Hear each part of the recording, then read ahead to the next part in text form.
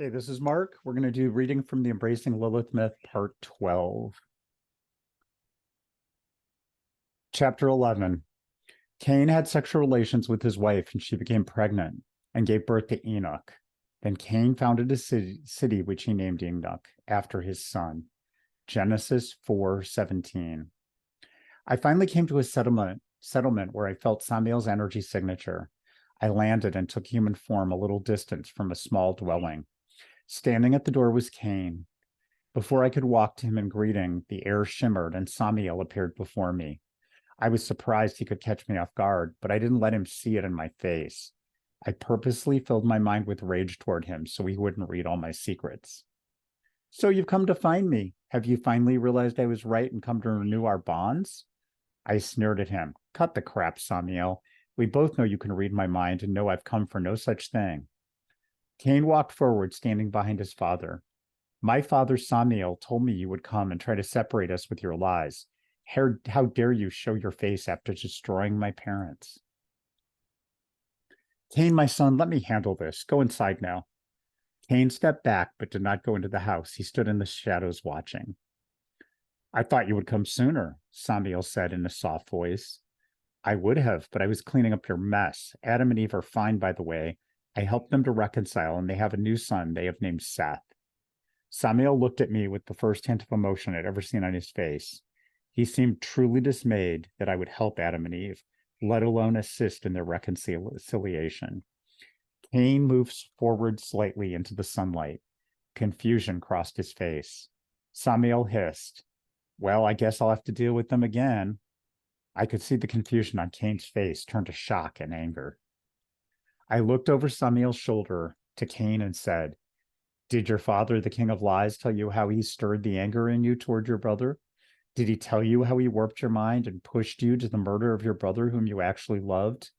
More softly, I added, Do you now understand why those events seemed to happen outside you like a dream? You weren't alone in your head when you acted.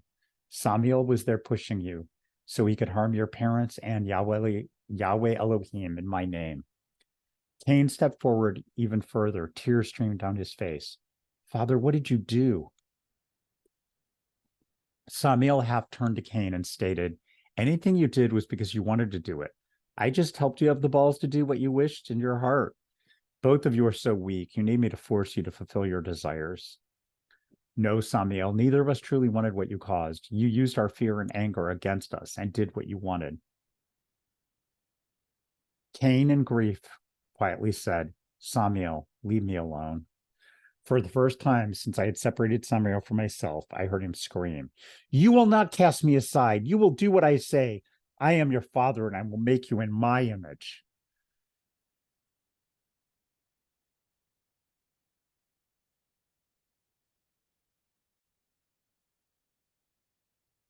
As Cain turned to walk away, Samiel started toward him with fury on his face.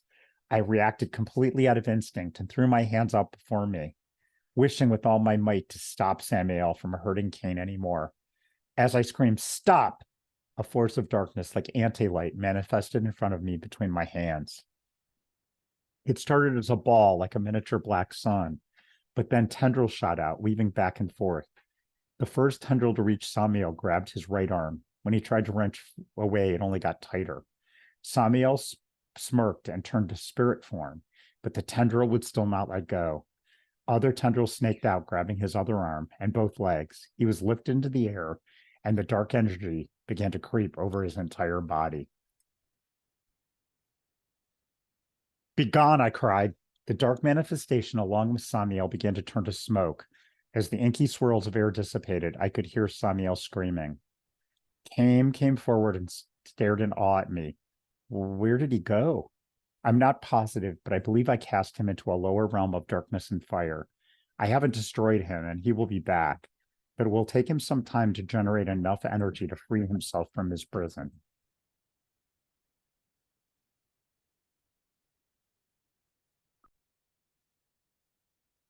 We stood looking at each other for some moments, and then Cain spoke with hope. My parents are really all right, and I have another brother?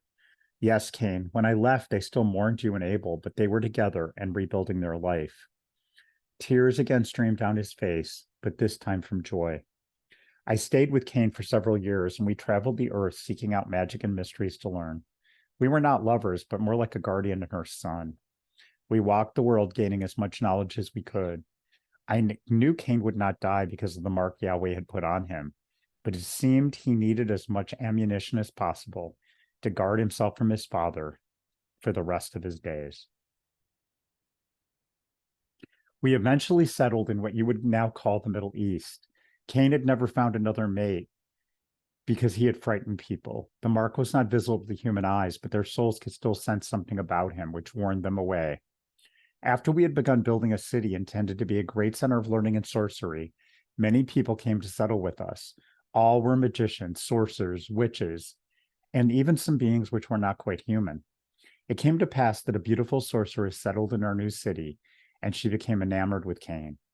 Being extremely powerful in magic and knowing great mysteries, Ida did not fear Cain, but instead fell in love with him.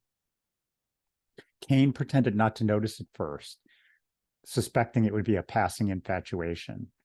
When I realized this woman truly loved Cain, I encouraged him to seek her company and find happiness.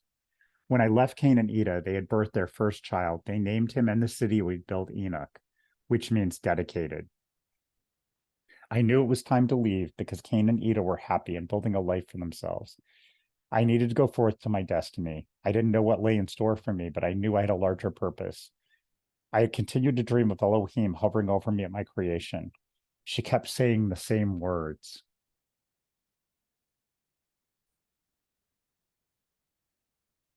Asking me to choose something which would change my very existence. I would awake knowing there was more to the story, and I had to seek out the answer to who and what I really was. Hopefully you enjoyed that. More to come.